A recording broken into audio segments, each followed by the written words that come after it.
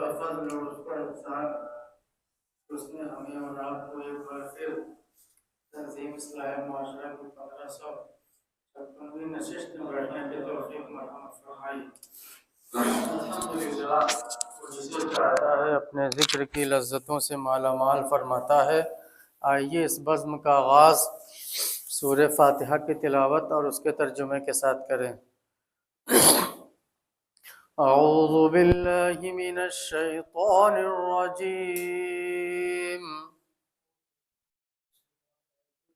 بسم اللہ الرحمن الرحیم، الحمد للہ رب العالمین، الرحمن الرحیم، مالک یوم الدین، إياك نعبد وإياك نستعين، اهدنا الصراط المستقيم، صراط الذين أنعمت عليهم غير المغضوب عليهم ولا الضالين۔ میں نکالے ہوئے شیطان سے اللہ کی پناہ چاہتا ہوں۔ اللہ کے نام سے شروع، جو نہایت مہربان، بڑا رحمت والا۔ تمام تعریفوں سے اللہ رب العزت کے لیے، جو مالک سارے جہان والوں کا، بڑا رحیم، رحمت والا، روز جزا کا مالک۔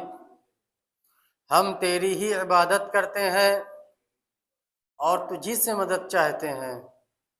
ہم کو سیدھے راستے پر چلا، راستہ ان کا جن پر تو نے احسان کیا، نہ کہ ان کا راستہ جن پر تیرا غضب ہوا، اور نہ بہکے ہوئوں کا۔ اے اللہ، ہماری اس دعا کو قبول فرما۔ آئیے اصول برکت کے چند بند کعبے کے بدر الدجا شریف کے چند اشعار مل کر پڑھیں انشاءاللہ۔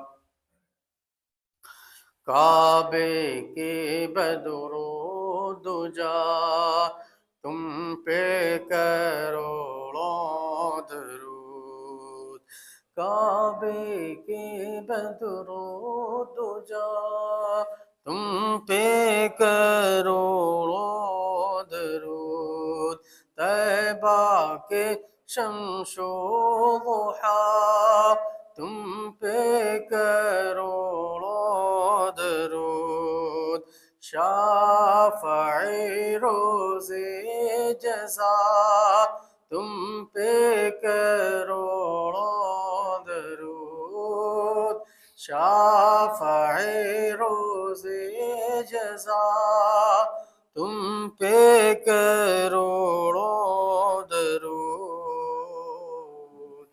دافع جملہ بلا تم پہ کروڑوں درود، اور کوئی غیب کیا تم سے نیہا ہو بھلا، اور کوئی غیب کیا تم سے نیہا ہو بھلا، جب نہ خدا ہی چھپا تم پہ کروڑوں درود، کعبے کے بدر الدجا تم پہ کروڑوں درود، دل کرو ٹھنڈا میرا وہ کفے پا چاند سا، دل کرو ٹھنڈا میرا وہ کفے پا چاند سا، سینے پہ رکھ دو ذرا، تم پہ کروڑوں درود، کعبے کے بدرود جا، تم پہ کروڑوں درود، طیبہ کے شمس و ضحیٰ، تم پہ کروڑوں درود، کام وہ لے لیجئے تم کو جو راضی کرے، کام وہ لے لیجئے تم کو جو راضی کرے، ٹھیک ہو نام رضا، تم پہ کروڑوں درود، کعبے کے بدرود جا، تم پہ کروڑوں درود۔ یہ کچھ دیر یا الذین آمنوا شریف کے ذریعے جب تک حضرت کی آمد نہیں ہو جاتی کچھ باتیں ہم اس کتاب کے ذریعے سیکھنے اور سکھانے کی کوشش کریں گے۔ آپ حضرت ایک بار درود شریف کا نذرانہ عقیدت پیش کریں۔ اللہم صلی علی سیدنا و مولانا محمد معدن الجود والکرم وعلی آلہ الاکرام بارک وسلم، صلو علیہ صلاۃ و سلام علیک یا رسول اللہ صلی اللہ تعالی علیہ وسلم۔ سورہ بقرہ آیت نمبر 152۔ بسم اللہ الرحمن الرحیم۔ فاذکرونی اذکرکم واشکروا لی ولا تکفرون۔ صدق اللہ العظیم۔ اللہ رب العزت سورہ بقرہ میں ارشاد فرماتا ہے، پس تم مجھے یاد کرو میں تمہیں یاد کروں۔ کیا بات! تم مجھے یاد کرو میں تمہیں یاد کروں، تم مجھے یاد کرو میں تمہیں یاد کروں گا، اور شکر ادا کیا کرو میرا اور میری ناشکری نہ کیا کرو۔ سبحان اللہ۔ اللہ رب العزت اپنے بندوں کو یاد فرمائے، اس سے بڑا اس کے لیے کیا اجر ہو سکتا ہے۔ انسان دنیا میں اسی مقصد کے لیے ہی آیا ہے کہ اللہ رب العزت اسے اپنی یاد میں شامل فرما لے۔ تو ذکر کے چند فوائد کی پیش نظر یہ آیت کریمہ آپ کے سامنے پیش کی گئی ہے کہ اللہ کا ذکر کرنے کا کتنا بڑا فائدہ ہے۔ جب بندہ اللہ کا ذکر کرتا ہے تو اللہ رب العزت اسے کیسے کیسے انعامات سے نوازتا ہے، آئیے سماعت فرمائیں۔ پہلا سب سے بڑا انعام جو ہے، اللہ رب العزت فرما رہا ہے تم مجھے یاد کرو میں تمہیں یاد کروں گا۔ سبحان اللہ۔ انسان جب اپنے رب کو یاد کرے گا تو اللہ رب العزت اس کے بدلے میں اسے کیا عطا فرمائے گا؟ اس کا ذکر اپنی مجلسوں میں کرے گا۔ یہی سب سے بڑا انعام ہے۔ اور پھر ارشاد فرماتا ہے میرا شکر ادا کیا کرو اور میری ناشکری نہ کیا کرو۔ ذاکرین کے لیے کتنا بڑا اعزاز ہے کہ اللہ احکم الحاکمین ہے۔ ہم ناقص ہیں، ہم مجبور ہیں اللہ کو یاد کرنے کے لیے۔ ہم اگر اللہ کو نہ یاد کریں تو ہمارا گزارا نہیں ہو سکتا، لیکن اللہ رب العزت احکم الحاکمین ہے، اس کو حاجت نہیں ہے کہ وہ ہمیں یاد کرے، لیکن جب ہم یاد کریں گے تو وہ احکم الحاکمین بھی ہمیں یاد فرمائے گا۔ تو یہ ذکر کا سب سے بڑا فائدہ ہے کہ ذاکرین کے لیے کتنا بڑا اعزاز ہے کہ اللہ احکم الحاکمین ان کا ذکر فرماتا ہے، بئی صورت کہ جو بندے ہر حال میں اور ہر لمحہ اپنے رب کو یاد کرتے ہیں وہ اپنے فضل و کرم سے ان کے ہر حال کو درست رکھتا ہے، یعنی ان کی بھلائی میں ان کے لیے بہتری فرماتا ہے، ان کی دعاؤں کو قبول فرماتا ہے، ان کی مشکلات کو آسان فرما دیتا ہے، ان کی تکالیف کو دور فرما دیتا ہے۔ کب؟ جب بندہ اپنے رب کو یاد کرتا ہے اور ہر لمحہ اپنے انعامات سے نوازتا رہتا ہے۔ اور اس طرح کہ تو ہم صرف زمین پر اس کا ذکر کرتے ہیں، جب ہم اپنے رب کا ذکر کرتے ہیں تو زمین پر کرتے ہیں، لیکن وہ مالک عرش و کرسی اپنی نورانی مخلوق ملائکہ میں ہمارا ذکر فرماتا ہے، سبحان اللہ، اور انہیں گواہ بنا کر، کس کو؟ فرشتوں کو گواہ بنا کر ہماری بخشش و مغفرت کا اعلان فرماتا ہے، سبحان اللہ۔ یہ ذکر کا دوسرا فائدہ ہے کہ جب بندہ ذکر کرتا ہے تو اللہ رب العزت پہلے اس کو یاد فرماتا ہے، پھر اپنی نورانی مخلوق یعنی فرشتوں کے درمیان ان فرشتوں کو گواہ بنا کر ہماری مغفرت فرما دیتا ہے، اعلان فرماتا ہے، جیسا کہ آپ بروایت ابو ہریرہ رضی اللہ عنہ ایک حدیث شریف پڑھ چکے ہیں کہ ایک حدیث اور ملاحظہ ہو جس کے راوی حضرت ابو ہریرہ اور حضرت ابو سعید رضی اللہ عنہما ہیں کہ حضور علیہ الصلوۃ والسلام نے ارشاد فرمایا: لا يقعد قوم يذكرون الله الا حفتهم الملائكة وعيشتهم الرحمة ونزلت عليهم السكينة وذكرهم الله في من عنده۔ یہ مسلم شریف کی حدیث پاک ہے۔ جو لوگ اللہ کے ذکر کے لیے جمع ہوتے ہیں، جیسے کہ ہم لوگ ابھی جمع ہوئے ہیں، جو لوگ اللہ کے ذکر کے لیے جمع ہوتے ہیں انہیں فرشتے گھیر لیتے ہیں۔ کسے؟ ہم سب کو فرشتوں نے گھیر رکھا ہے، سبحان اللہ۔ ہم سب کو یعنی جو لوگ اللہ کے ذکر کے لیے جمع ہوتے ہیں انہیں فرشتے گھیر لیتے ہیں، کس سے؟ اپنے پروں سے، اور انہیں اللہ کی رحمت ڈھانپ لیتی ہے۔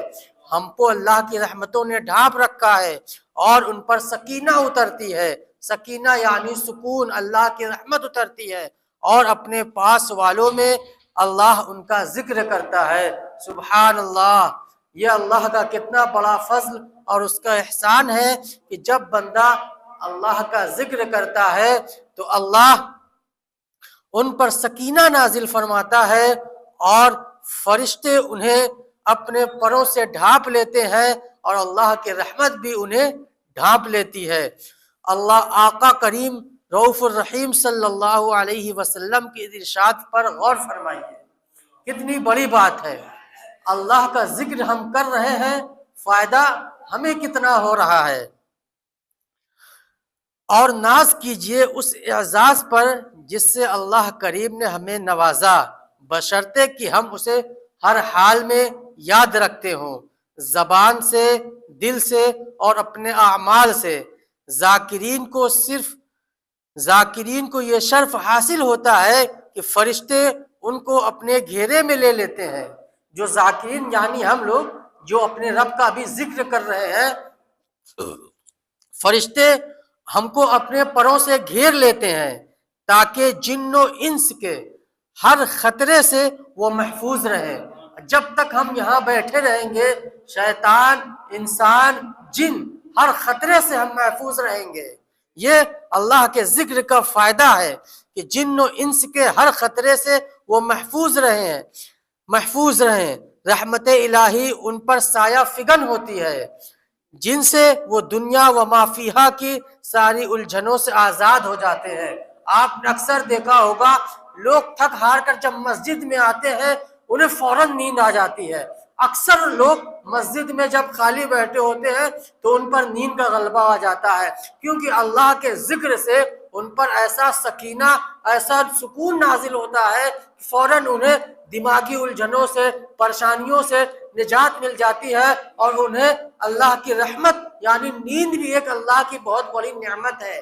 نیند ہر کسی کو میسر نہیں، کسی کو بستر پہ جاتے ہی نیند آ جاتی ہے، کسی کو گولی کھانے کے بعد نیند آتی ہے، کسی کو گولی نہ کھانے کے بعد بھی نیند نہیں آتی، کسی کو بہت کروٹوں کے بدلنے کے بعد نیند آتی ہے۔ یہ اللہ کا بہت بڑا فضل ہے کہ ہمیں بستر پر جاتے ہی نیند آ جاتی ہے۔ یہ اللہ کے ذکر کا فائدہ ہے کہ جب تک ہم اس کا ذکر کرتے رہیں گے ہمیں اپنی پریشانیوں سے نجات ملتی رہے گی۔ حضور جنید بغدادی رحمت اللہ تعالی علیہ کے پاس ایک طوطے کو پکڑ کر لایا گیا۔ ایک طوطا جب حضور جنید بغدادی رحمت اللہ تعالی علیہ کے پاس پنجرے میں قید کر کے لایا گیا تو حضور جنید بغدادی رحمت اللہ تعالی علیہ نے اس طوطے سے فرمایا تمہیں کس وجہ سے قید کر لیا گیا؟ اس طوطے سے فرمایا تم نے ایسا کیا کیا تھا جس وجہ سے تمہیں شکاری نے شکار کر لیا اور تمہیں اس پنجرے میں قید کر دیا؟ تو طوطا کہتا ہے کہ میں ایک لمحے کے لیے اپنے رب کے ذکر سے غافل ہو گیا، جیسے ہی اپنے رب کے ذکر سے غافل ہوا ویسے شکاری نے مجھے اپنا شکار بنا لیا۔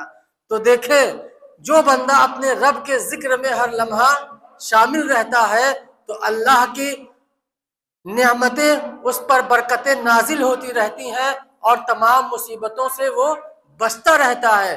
جب بندہ اپنی رب کی ذکر کو چھوڑ دیتا ہے تو اللہ رب العزت ایسا نہیں کہ اسے فوراً اس پر عذاب نازل فرما دیتا ہے، دھیرے دھیرے اللہ رب العزت اور ڈھیل دیتا رہتا ہے کبھی اسے موقع عنایت فرماتا رہتا ہے کہ میرا بندہ میرے ذکر کے جانب آ جائے، اور جب بندہ اپنے رب کے ذکر کے جانب نہیں آتا ہے تو اللہ رب العزت دنیا میں اسے تھوڑی مصیبتوں کے ذریعے آگاہ کرتا ہے، اے میرے بندو اب تم میرے قریب آ جاؤ، اب شاید تم میرے قریب آ جاؤ۔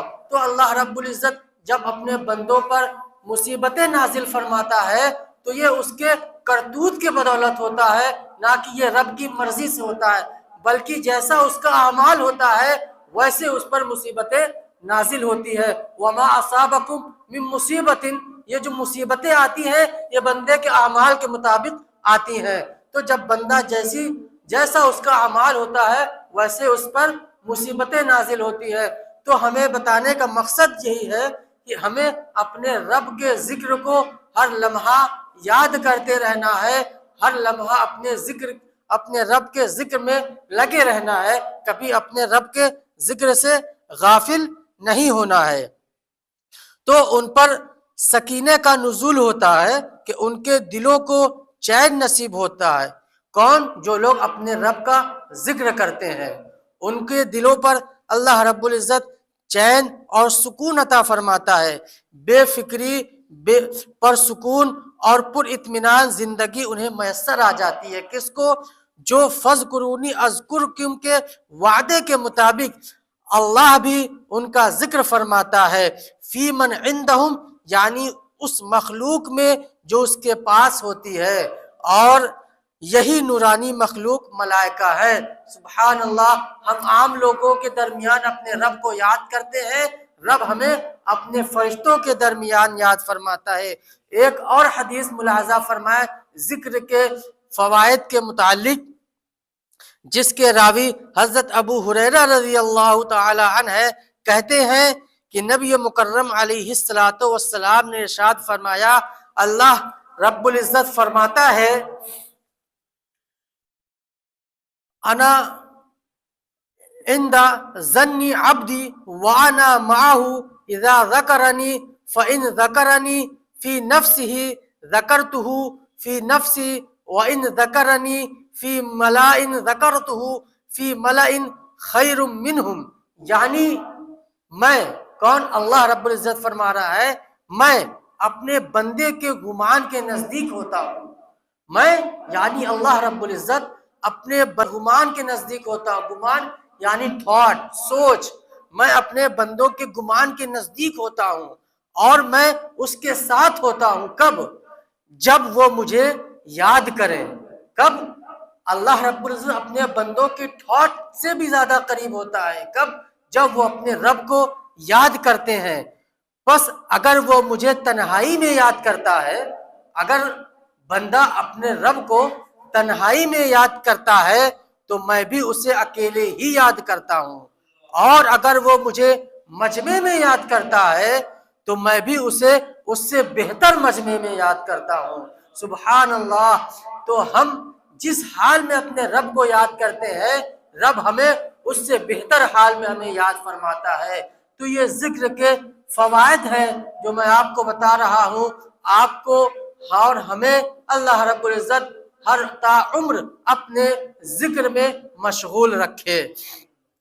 جب بندہ عمل صالح کرتا ہے اور اس کی قبولیت کا یقین رکھتا ہے تو اللہ ضرور قبول فرماتا ہے۔ جب بندے کو یہ یقین ہوتا ہے کہ جو میں عمل کر رہا ہوں وہ اللہ رب العزت اسے قبول فرما لے گا تو اللہ رب العزت اسے قبول فرما لیتا ہے۔ اگر بندے کے دل میں ذرا سا ٹال مٹول آ جائے کہ پتہ نہیں اللہ رب العزت قبول فرمائے کہ نہ قبول فرمائے تو اللہ رب العزت بھی اسے قبول نہیں فرماتا۔ بندے کو یہ گمان ہونا چاہیے، یہ یقین ہونا چاہیے جتنی عبادتیں میں کر رہا ہوں وہ تمام عبادتیں اللہ رب العزت اپنے فضل سے قبول فرما رہا ہے۔ تو جب بندہ عمل صالح کرتا اور اس کی قبولیت کا یقین رکھتا ہے تو اللہ ضرور قبول فرماتا ہے۔ لیکن اگر اسے کسی بندے کو، ذاکرین کو، ذکر کرنے والے کو، عمل کرنے والے کو، نیک عمل کرنے والا، اگر اسے قبول کا یقین نہ ہو تو اللہ بھی اس کا عمل قبول نہیں فرماتا ہے۔ یہ سب سے بڑی کمی ہے کہ ہمیں چاہیے کہ ہر لمحہ جب ہم اپنے رب کا ذکر کریں تو یقین رکھے کہ اللہ رب العزت ہمارے ہر عمل کو قبول فرما رہا ہے، اور جب اس کا عمل اللہ رب العزت اس کا یقین ہوگا تو اللہ رب العزت قبول فرمائے گا، جب یقین نہیں ہوگا تو اللہ رب العزت اسے قبول نہیں فرماتا۔ اسی طرح اگر کوئی کام کرنے سے پہلے اللہ پر پوری طرح توکل ہو اور کامیابی کا یقین ہو تو اللہ ضرور کامیابی عطا فرماتا ہے۔ اگر بندہ کوئی کام اللہ پر توکل کر کے اسٹارٹ کرے اور یہ نہ سوچے کہ پتہ نہیں کامیابی ملے گی کہ نہ ملے گی، یہ پختہ ارادہ کر لے کہ میں یہ کام کرنے جا رہا ہوں، اللہ رب العزت مجھے اسی کام میں کامیابی عطا فرمائے گا تو اللہ رب العزت اسے اسی کام میں کامیابی عطا فرمائے گا۔ اگر انسان سوچے اگر یہ نہیں چلے گا تو یہ کر لوں گا، یہ نہیں چلے گا تو یہ کر لوں گا، تو اللہ رب العزت بھی اس کے معاملے کو اسی طرح فرما دیتا ہے کہ یہ کاروبار جب اس کے پہلے ہی سوچ رکھا ہے تو میں بھی اس کو اسی طرح عطا کروں گا۔ تو انسان کو جب پختہ یقین ہو کہ میں جو کاروبار کرنے جا رہا ہوں اللہ رب العزت مجھے اسی کاروبار میں کامیابی عطا فرمائے گا تو اللہ رب العزت اسے اسی کام میں کامیابی عطا فرمائے گا۔ لیکن اگر کامیابی کا یقین نہ ہو تو اللہ کی طرف سے بھی اس کے لیے ناکامی مقدر ہو جاتی ہے۔ یہ اللہ کا مفہوم ہے انا عند ظنی عبدی، جیسے اللہ بندے کا یقین ہوتا ہے ویسے اللہ کا اس پر احسان اور کرم ہوتا ہے۔ لیکن اگر بدعمل یعنی بدعمل جنت کا دعویٰ کرتا پھرے اور کسی چیز کو حاصل کرنے کے لیے اس کی طرف نہ پڑھنے والا کامیابی کا یقین کیے بیٹھے رہے تو یہ اللہ سے امید کرنا نہیں بلکہ اپنے آپ کو دھوکہ دینا ہے۔ جیسا کہ آج کل کے لوگوں میں یہ ہو گیا ہے کہ اللہ رب العزت معاف فرما دے گا، گناہ کرتے جا رہے ہیں، نیکیوں کی طرف راغب نہیں ہو رہے ہیں، فرض نماز چھوڑ رہے ہیں، نفل کی طرف زیادہ متوجہ ہے، نفل کر رہے ہیں، جبکہ نفل کا ثواب اسی وقت اللہ رب العزت عطا فرماتا ہے جب آپ کے تمام فرائض ادا ہوں۔ جب تک آپ کے فرض ادا نہیں ہوں گے کسی بھی ایک نوافل کا آپ کو ثواب نہیں دیا جائے گا، وہ تب تک پینڈنگ رہے گا جب تک آپ کے سارے فرائض ادا نہیں ہو جائیں گے۔ تو یہ دماغ میں بیٹھا لینا کہ نماز نہ پڑھنا اور اللہ رب العزت کا معاف فرما دینا یہ گمراہی ہے ایک طرح سے۔ اللہ رب العزت سے یہ امید رکھنا کہ بغیر عمل کیے ہم اللہ کی جنت کو پا لیں گے، اس کی مغفرت کو پا لیں گے، یہ ایک طرح کی بے وقوفی ہے اور اس کے سوا کچھ نہیں۔ آقا کریم علیہ الصلوۃ والسلام کے اس ارشاد پر جھومیے اور ذاکرین میں شامل ہو جائیے، یعنی ذکر کرنے والوں میں شامل ہو جائیے۔ ذاکرین کو ہر حال میں اللہ کا فضل و کرم حاصل رہتا ہے اور انہیں یہ شرف نصیب ہوتا ہے کہ اگر وہ تنہا ذکر کرتے ہیں تو اللہ بھی تنہا ان کا ذکر کرتا ہے، اور اگر وہ ذکر کے حلقوں میں شامل ہو کر ذکر کرتے ہیں تو اللہ ان کا ذکر اس مخلوق میں کرتا ہے جو ان سے بہتر ہوتی ہے۔ یعنی مخلوق، اللہ کی جو مخلوق ہے، ہم بھی اس کی مخلوق ہے اور فرشتے بھی اس کی مخلوق ہے۔ ہم گنہگار ہیں لیکن فرشتے گنہگار نہیں ہیں، تو اللہ ان کے درمیان ہمارا ذکر فرماتا ہے جو گناہوں سے پاک ہے، ہر عیب سے، ہر خطا سے پاک ہے۔ تو اللہ رب العزت ہم سے بہتر طریقوں پہ ہمیں یاد فرماتا ہے، ہم سے بہتر جماعت میں ہمیں یاد فرماتا ہے۔ یہ ارواح الانبیاء اور اولیاء اور ملائکہ مقربین کا اجتماع ہوتا ہے، اس میں اس کا ذکر، بندے کا ذکر کیا جاتا ہے۔ تو حضرت ابو عثمان نہدی رحمت اللہ علیہ فرماتے ہیں کہ میں اس وقت کو جانتا ہوں جب اللہ ہمیں یاد فرماتا ہے۔ کس وقت؟ اس وقت کو جانتا ہوں جب اللہ ہمیں یاد فرماتا ہے۔ تو ایسے وقت اگر ہمیں پتہ چل جائے کہ اللہ ہمیں کس وقت یاد فرماتا ہے تو ہم اسی وقت اپنی دعاؤں کو اپنے رب کی بارگاہ میں پیش کر دیں اور اللہ ہماری دعا کو قبول فرما لے۔ سماعت فرمائے، حضرت ابو عثمان نہدی رحمت اللہ علیہ فرماتے ہیں کہ میں اس وقت کو جانتا ہوں جب اللہ ہمیں یاد فرماتا ہے، یعنی اپنے بندوں کو یاد فرماتا ہے۔ لوگوں نے حیرت سے کہا کہ آپ اس وقت کو کیسے جانتے ہیں کہ جس وقت اللہ رب العزت اپنے بندوں کو یاد کرتا ہے، یاد فرماتا ہے؟ کیسے جان سکتے ہیں؟ آپ نے فرمایا اللہ کا ارشاد ہے فَاذْكُرُونِي أَذْكُرْكُمْ، بس جب ہم اللہ کا ذکر کرتے ہیں تو ہم یقین کر لینا چاہیے کہ اللہ بھی ہمیں یاد فرما رہا ہے۔ یہ دیکھیے کامل یقین ہے، یہ کامل یقین اسی کو کہتے ہیں فَاذْكُرُونِي أَذْكُرْكُمْ۔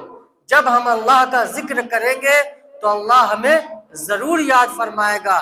یہ کسی ایرے غیرے کا کلام نہیں بلکہ اللہ رب العزت کا کلام ہے۔ اس نے فرمایا، اس کے حبیب نے فرمایا، جب تم اللہ کو یاد کرو گے تو اللہ تمہیں یاد کرے گا، اور جس حال میں یاد کرو گے اس حال میں تمہیں یاد کرے گا، اور جیسی جماعت میں یاد کرو گے اس سے بہتر جماعت میں اللہ رب العزت تمہیں یاد فرمائے گا۔ تو یہ وقت ہے کہ جب ہمیں اللہ رب العزت یاد فرماتا ہے۔ کتنی سرل بات ہے، لیکن حضرت امام ابو عثمان مہدی رحمت اللہ تعالی علیہ نے کتنی باخوبی ہمیں یہ سمجھا دیا کہ اللہ رب العزت ہمیں کس وقت یاد کرتا ہے۔ تو یہ بات نوٹ کر لیں، اللہ رب العزت ہمیں اس وقت یاد کرتا ہے جب ہم اس کو یاد کرتے ہیں۔ تو اللہم اجعلنا من الذاکرین، اللہ رب العزت ہمیں ذاکرین میں شامل فرمائے۔ اور سورہ آل عمران میں اللہ رب العزت ارشاد فرماتا ہے بسم اللہ الرحمن الرحیم والذین اذا فعلوا فاحشة او ظلموا انفسهم فاذكروا الله فاستغفروا لذنوبهم ومن يغفر الذنوب الا الله ولم يصروا على ما فعلوا وهم يعلمون اولئك جزاؤهم مغفرة من ربهم وجنات تجری من تحتها الانہار خالدین فیہا ونعم اجر العاملین۔ سورہ آل عمران کی آیت نمبر 135 اور 136 ہے، جس میں اللہ رب العزت اپنے بندوں سے ارشاد فرماتا ہے، اور یہ وہ لوگ ہیں کہ جب کوئی برا کام کر بیٹھے یا ظلم کرے یا اپنے رب پر تو ذکر کرنے لگتے ہیں۔ جب یہ لوگ کوئی برا کام کرتے ہیں اور کوئی ظلم کر بیٹھتے ہیں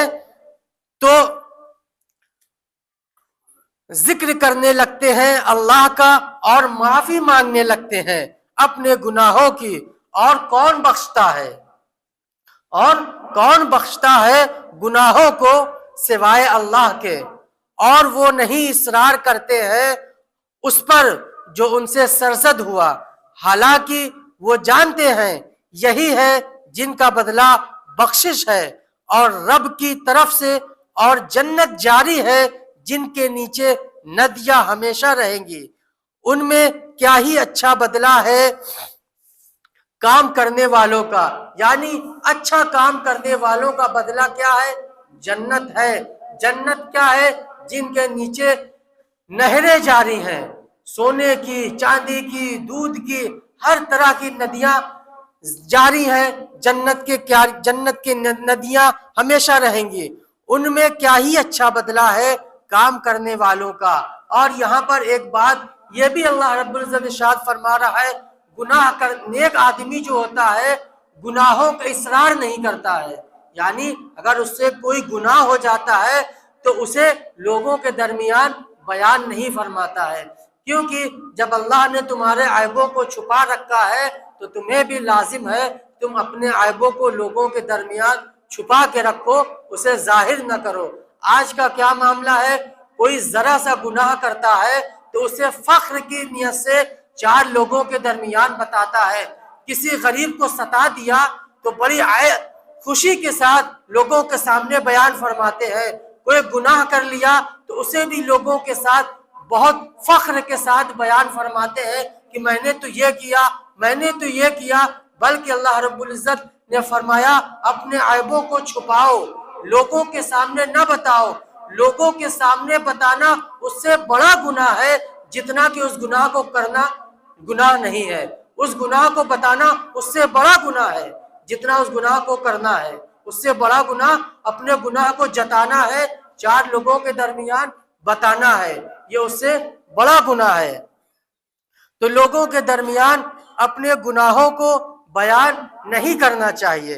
ان آیات مبارکہ پر غور کیجئے، ان لوگوں کا حال بیان کیا جا رہا ہے جنہوں نے اپنے رب کو بدکاریوں اور برائیوں کے جال میں پھنسا کر اپنے اوپر خود ہی ظلم کیا۔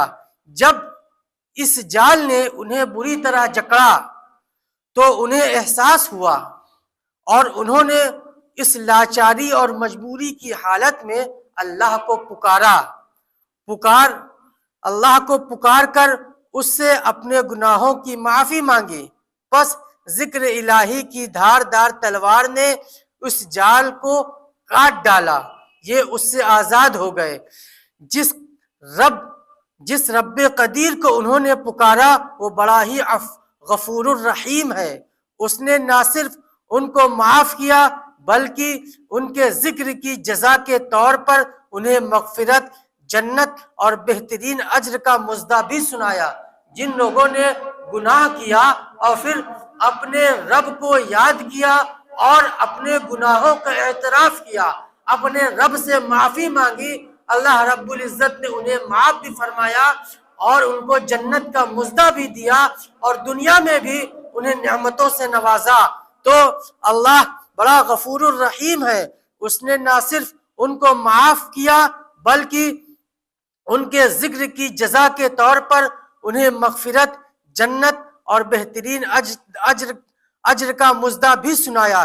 لیکن ان انعامات سے انہی کو نوازا جاتا ہے جو اپنے گناہوں پر اصرار نہیں کرتے ہیں، یعنی اپنے گناہوں کو ریپیٹ نہیں کرتے ہیں، اپنے گناہوں کو لوگوں کے سامنے بیان نہیں کرتے ہیں، لوگوں کے سامنے اس پر فخر نہیں کرتے ہیں، یہ انہی لوگوں پر احسان کیا جاتا ہے، بلکہ اس احساس گناہ ہوتے ہی اللہ کا ذکر کرنے لگتے ہیں اور توبہ کر لیتے ہیں۔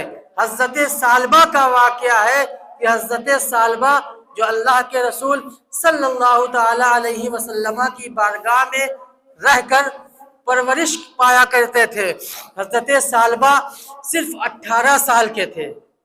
کتنے سال کے؟ صرف 18 سال کے تھے۔ اللہ کے رسول صلی اللہ علیہ وسلم نے ایک بار انہیں کسی کام سے بھیجا کہ اے ثعلبہ جاؤ یہ کام کر لو، اس کام کو کرنے کے بعد میرے پاس لوٹ کر آنا۔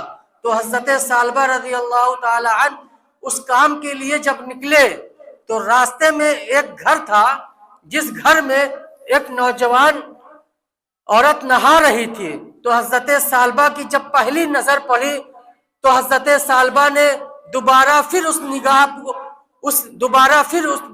جگہ پر نگاہ ڈال دی۔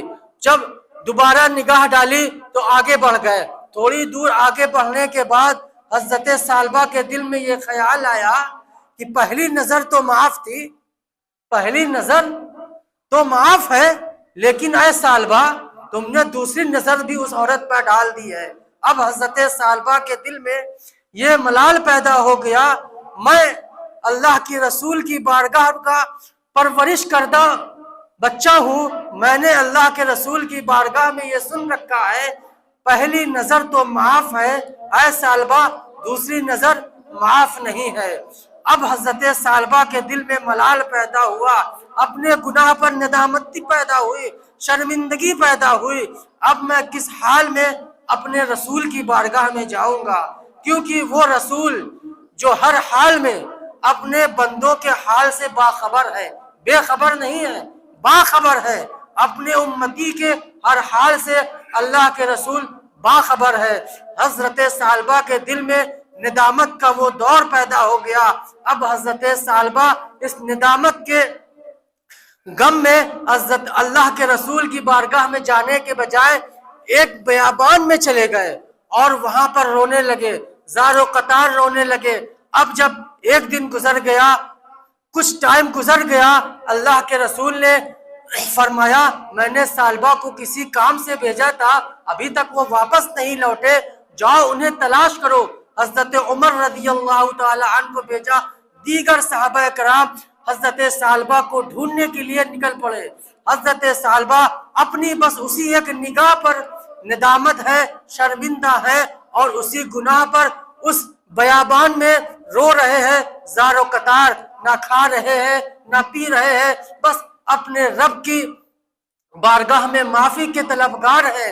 اور حضرت ثعلبہ کے دل میں یہی خیال ہے اب یہ جو میں نے گناہ کر لیا ہے کس منہ سے اپنے رسول کی بارگاہ میں جاؤں۔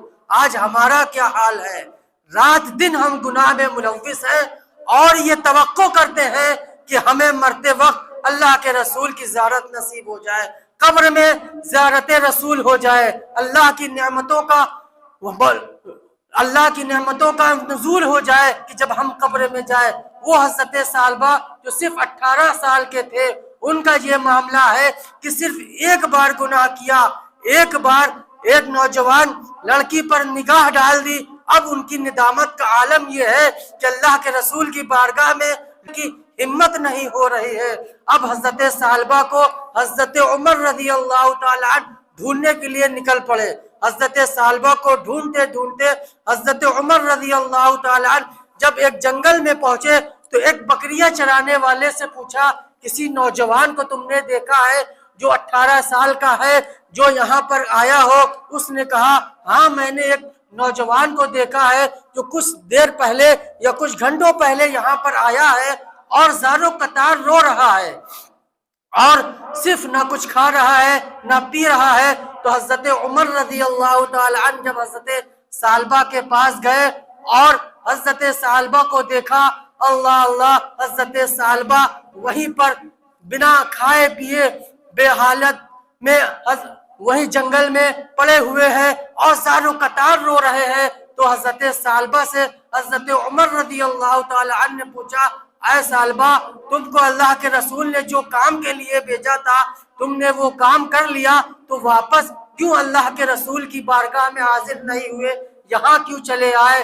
تو حضرت ثعلبہ نے کہا اے حضرت عمر رضی اللہ تعالی عنہ، اللہ کے رسول نے جس کام کے لیے مجھے بھیجا تھا میں نے جب وہ کام کا ارادہ کیا اور جب میں راستے سے گزر رہا تھا تو ایک نوجوان عورت نہا رہی تھی، میں نے پہلی نظر اس پر جب ڈالی تو وہ نظر تو معاف تھی، لیکن جیسے ہی دوسری نظر میری پڑی تو میرے دل میں یہ خیال آ گیا کہ پہلی نظر تو معاف ہے ثعلبہ، دوسری نظر تو معاف نہیں ہے۔